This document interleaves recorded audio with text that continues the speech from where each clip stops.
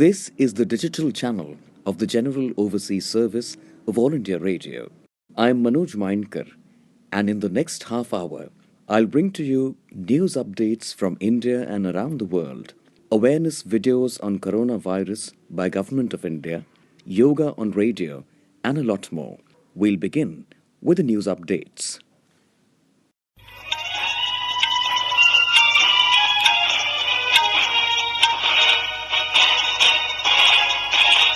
This is the General Overseas Service of All India Radio. The news read by Maria Albina Michael. The Indian men and women hockey teams have resumed outdoor training in a systematic and phased manner after a 2-month hiatus due to the coronavirus-forced nationwide lockdown. Hockey India, HI, informed that the national teams began outdoor training on Monday following the Standard Operating Procedure SOP issued by the Sports Authority of India. Sports activities on the field of play of both senior men and senior women's core probables group began in Sports Authority of India Bengaluru campus on Monday, 1st June 2020 in a systematic and phased manner, with all norms under the SOP being followed by both teams. The United States issued an order yesterday seeking to suspend passenger flights from China from 16th June.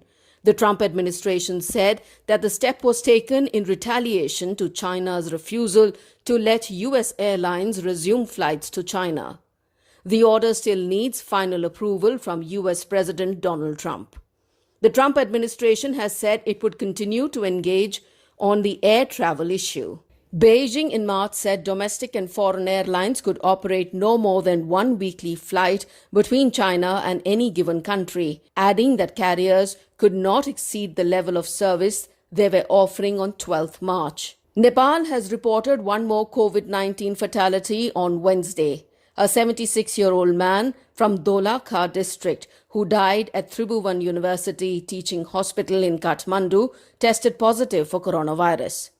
According to the Ministry of Health and Population, with this, the COVID-19 deaths in the Himalayan nation have reached 9. Ministry spokesperson said 201 more persons diagnosed with COVID-19 during the last 24 hours, taking the total number to 2,300. There are 2,013 active cases, while 278 people have recovered so far. Currently, 1,55,868 people have been kept under quarantine across the country. Civil Aviation Minister Hardeep Puri said on Wednesday, Air India has announced that it will open bookings on 5th June for 75 additional flights to destinations in US and Canada between 9th to 30th June under Vande Bharat mission.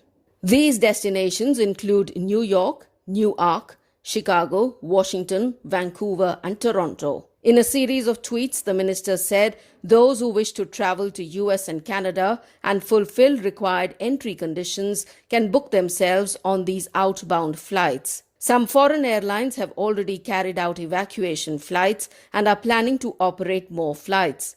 These flights will also take foreign nationals. Severe cyclonic storm Nisarga weakens into a deep depression after making its landfall near Alibag yesterday noon. The cyclonic storm lashed several parts of Raigad, Thane, Palghar, Ratnagiri and Sindhudurg district of Maharashtra. The cyclone has crossed over Nashik. The western coast of Maharashtra bore the brunt of the cyclone, rough weather conditions experiencing strong winds, heavy rainfall and raging sea surge with tidal waves measuring up to 6 to 8 feet in Ratnagiri and Raigad districts.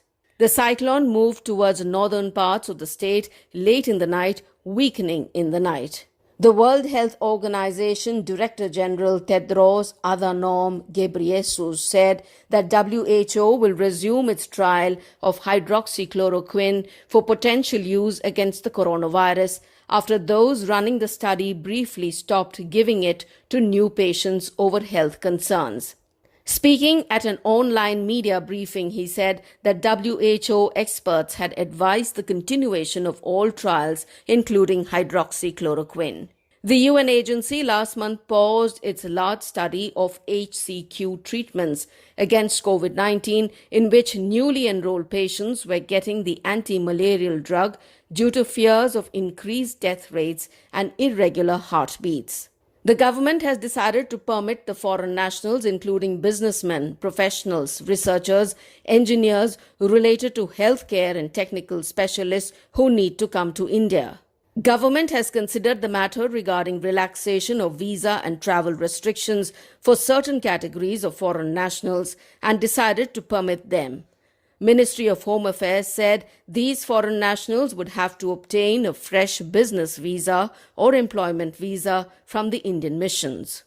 Foreign nationals holding a valid long-term multiple entry business visa other than B3 visa for sports issued by the Indian missions would have to get the business visa revalidated. India is among over 50 countries and organizations confirmed to participate in the UK-led Global Vaccine Summit to be hosted by British Prime Minister Boris Johnson today. Organizers of the summit said Prime Minister Narendra Modi or a high-level Indian representative is expected to participate live or with a pre-recorded message along with at least 35 heads of state or government at the event, which aims to raise at least $7.4 billion for Gavi, the Vaccine Alliance, in additional resources to protect future generations with vaccines and reduce disease inequality. Gavi, the Vaccine Alliance, is a United Nations-backed organization which coordinates vaccinations across the world. The virtual summit this week comes against the backdrop of the University of Oxford's fast-track trials for a potential vaccine to protect against coronavirus. Prime Minister Narendra Modi on Wednesday spoke with Mozambique President Filipe Jacinto Nyusi on the COVID-19 pandemic and assured him of India's continued support, including medical assistance to combat the health crisis. The Prime Minister also shared President Nyusi's concern about the incidents of terrorism in northern Mozambique and offered all possible support, including through capacity building of Mozambican police and security forces, an official statement said. Prime Minister Narendra Modi will hold India-Australia virtual summit with his Australian counterpart Scott Morrison today. Dates for the visit of the Australian Prime Minister to India this year had been finalised, but the visit could not take place. It was agreed to hold a virtual summit. This is the first time that Prime Minister Modi will be holding a bilateral virtual summit. It signifies the strengthening of ties with Australia and its upward trajectory. The two leaders earlier had a telephonic conversation on 6th of April where they discussed the ongoing COVID-19, including facilitation and support for citizens stranded in each other's country. And that is the end of the news bulletin.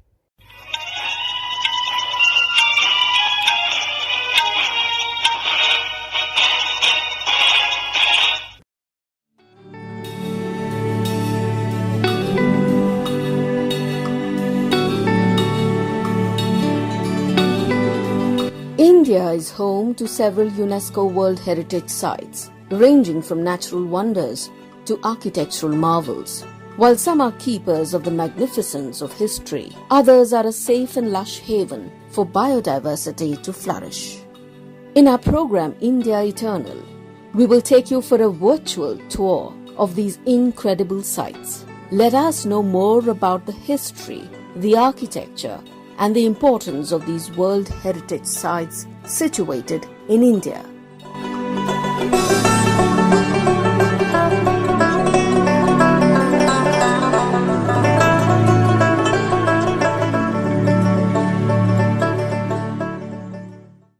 In our program India Eternal, explore more about Khajuraho and its monuments with journalist Puneeth Nicholas Yadav.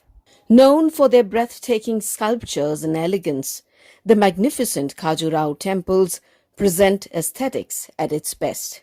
The beauty and elegance of the Khajuraho temples is beyond words and imagination.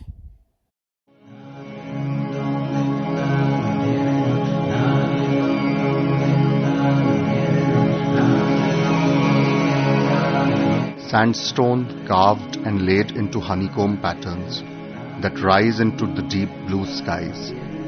Elephants racing alongside giant horses and other creatures of the wild. Musicians with all manner of string and percussion instruments. Gods, goddesses, and even demons in equal measure. Consorts and mascots. And somehow, through all of this otherwise religious, spiritual, celebratory, and the mundane, everywhere, almost as the cement that binds the structure, or perhaps just a sculptor's extremely vivid imagination that perhaps hoped of keeping it all intact, are the voluptuous women and virile men whose very stance is a self-conscious regard of themselves and their bodies. This is Khajuraho, a UNESCO World Heritage Site that, despite its unique architectural grandeur, lavish canvas and historical significance, is today unfortunately known almost entirely for its erotic temple art minus its rich past. Home to an extraordinary burst of temples with some of the finest architecture conceived by a human mind and carvings wrought by a mortal hand, these 22 temples that remain today from a group of 85 structures built over a period of nearly 100 years, beginning in 950 Anno Domini and continuing till around 1050 AD, are the legacy of the Chandela dynasty that ruled these lands in Madhya Pradesh for centuries.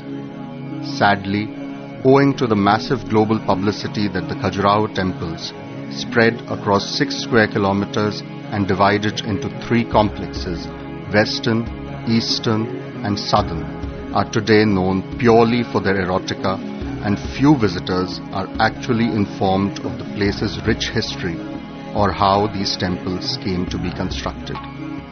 There is a legend about the origin of the Khajuraho temples, based on the account of the medieval court poet Chand Bardai in the Mahoba Khand of his epic Prithviraj Rasu, and it goes thus. Hemvati was the daughter of Hemraj, the royal priest of Kashi. She was unfortunately a child widow. One summer night, she was bathing in the sparkling waters of Rati Talab when the moon god saw her, and awestruck by her beauty, he descended on earth in human form and ravished her. The distressed Hemvati threatened to curse the god for ruining her life and reputation. To make amends for his folly, the moon god promised that she would become the mother of a valiant son. He is believed to have told her, "Take him to Khajurpura. He will be a great king and build numerous temples surrounded by lakes and gardens. He will also perform a yajna through which your burdens will be washed away." Following the moon god's instructions, Hemvati left her home to give birth to her son in a tiny village. The child, Chandravarman, was a lustrous ruler just as his father, brave and strong.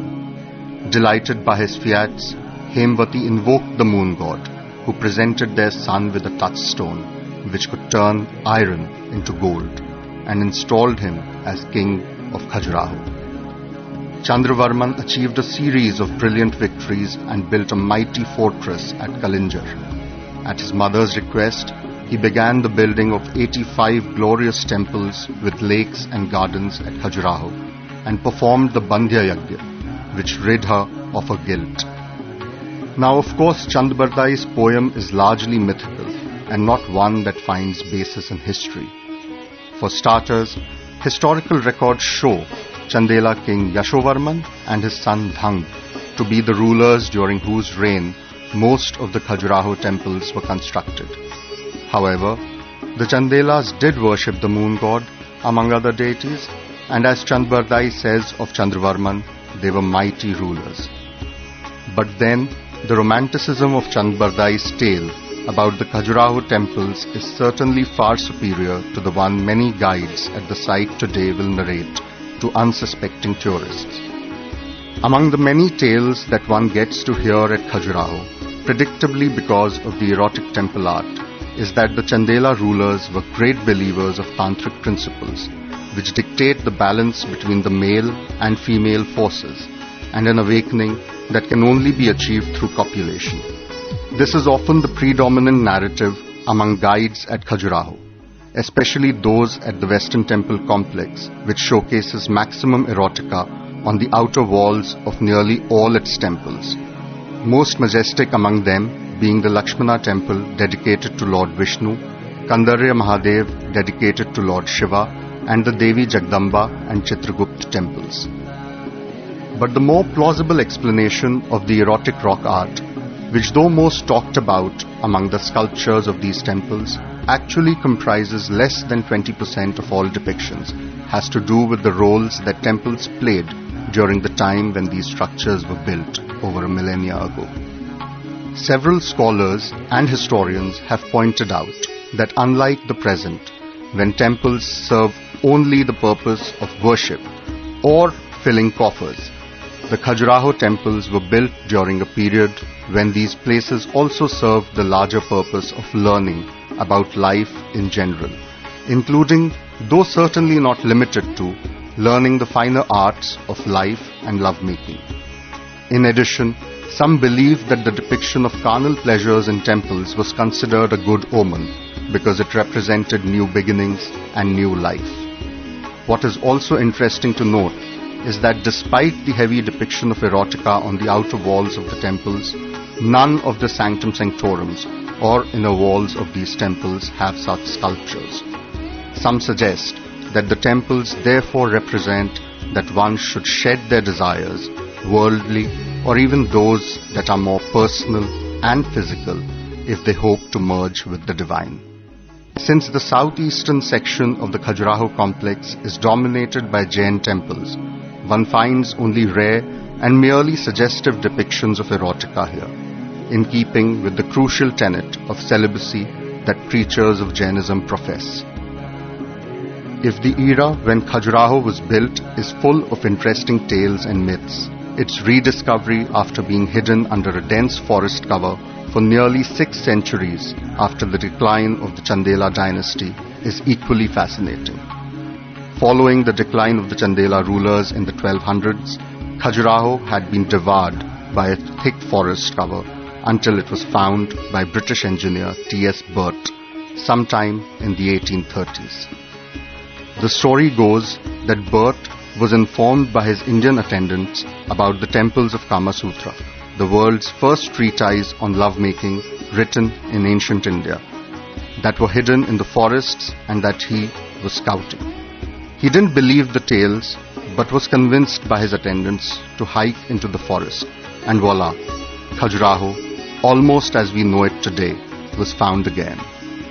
Fortunately, the erotic temple art has so far managed to evade the wrath of India's moral police and has come a full circle from its golden era of the Chandelas to complete obscurity, and now again as possibly the world's best preserved treatise on life and erotica, quite literally etched in stone.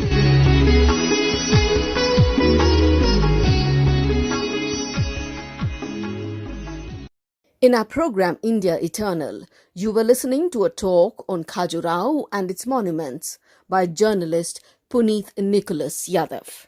This program came to you from the World Service of All India Radio. If the current COVID-19 outbreak has got you feeling stressed out and anxious, then a calming yoga flow can definitely help.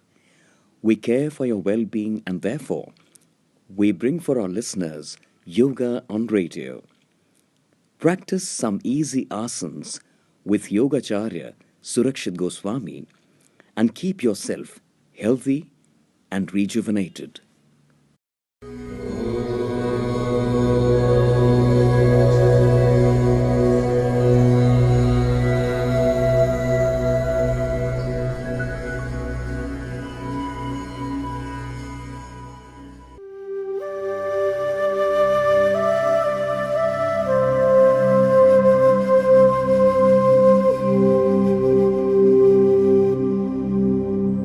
Dear listeners, today we will practice Pavan Muktasana. This yoga pose as its name suggests, is excellent for releasing abdominal gas. In this asana, the thighs put pressure directly on the stomach, because of which apana vayu situated in the large intestine gets expelled from the body. The pressure thus exerted helps prevent and cure constipation, gas, acidity, and loss of appetite. This exercise increases blood circulation to the heart and lungs and helps to control diseases like asthma, breathlessness, cough, and cold.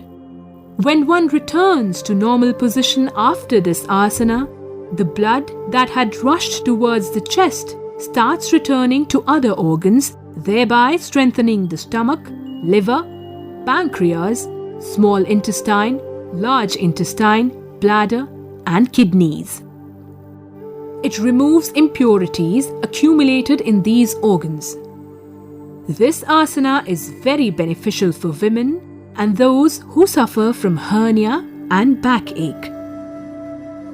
Precaution: if you are suffering from pain in the legs, do not attempt to hold the legs. Instead, hold your thighs. In case you have pain in the neck or hip, refrain from raising the head and swinging back and forth. Then do the asana while keeping the head on the ground.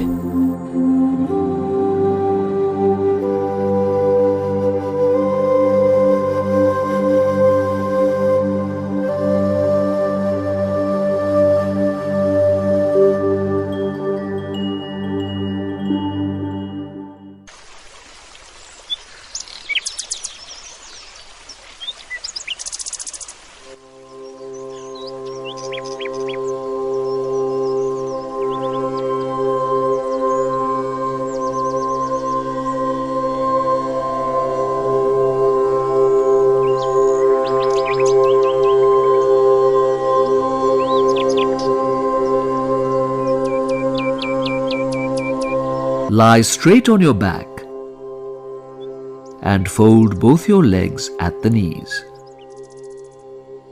Then raise the legs.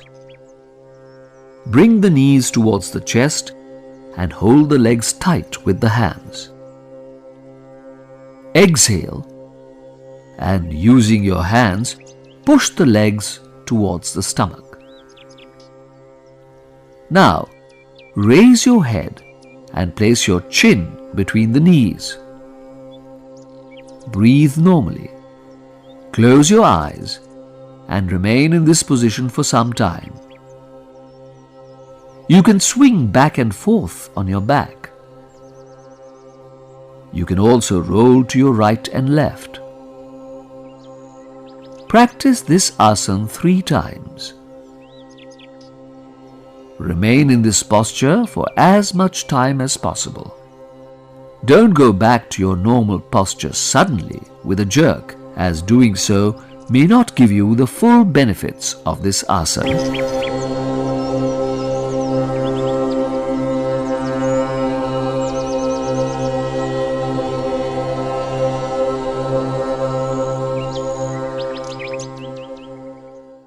During lockdown in India, many citizens are voluntarily participating in creating awareness and helping the less privileged.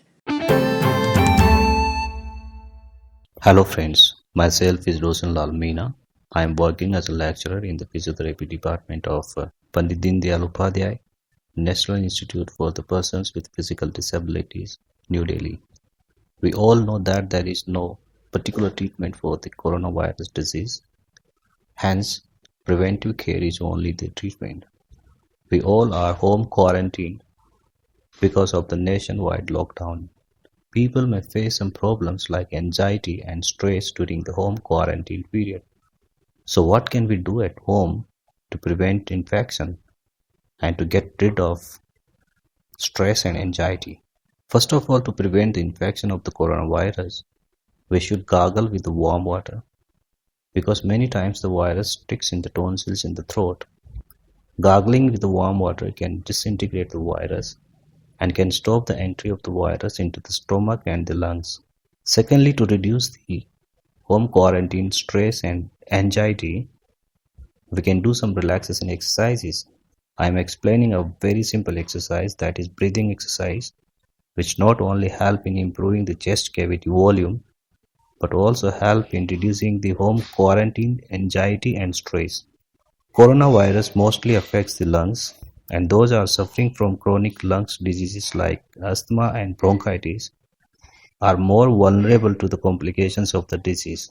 Therefore, healthy people and patients with chronic obstructive pulmonary disease need to improve their lungs volume, capacity, or vital capacity during the home quarantine period. Deep breathing exercise, which is very simple, can be performed at home during the quarantine period. And to perform this exercise, you can sit in a chair comfortably with the back supported and place both the hands on the tummy at the level of rib cage. Do not shrug your shoulders during the exercise, and also do not lean forward. Now close the mouth and take deep breath with the nose as much as you can, and after that hold the breath. Hold it. Hold as many seconds as you can. After that, slowly breathe out. When you breathe out, your both the hands which are on the tummy should be pressed gently. This will help in removing the air from the lower lobes of the lungs, and the fresh air can be made available in this process, in this area, in the lower area of the. Now, this simple process, simple exercise can be repeated 3 to 5 minutes, 3 to 5 times in the day.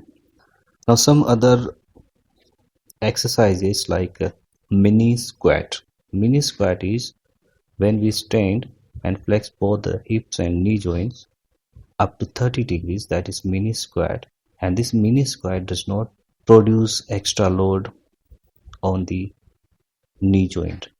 Therefore, mini squat exercise is considered to be safe for the patients even if they are elderly.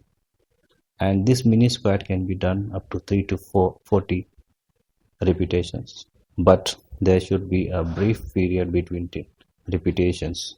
The next is static cycling. If anybody who is having static cycle in the home, they can do static cycling, tummy tucking, curl up and reverse curl up, and plank exercises. All these exercises will improve the spinal cord stability and prevent the back pain. These should be done within the physiological limit and the pain-free range. Last important thing for reducing anxiety and stress is remember to speak with family and friends and be open about how you feel. By speaking to others will allow you to control how you are feeling and help to share ways in which you can cope with any feelings of anxiety. Try virtual chats as well as text and email. Face-to-face interaction virtually can be easily useful to reduce anxiety rather than text alone. This broadcast came to you from the digital channel of the General Overseas Service of All India Radio.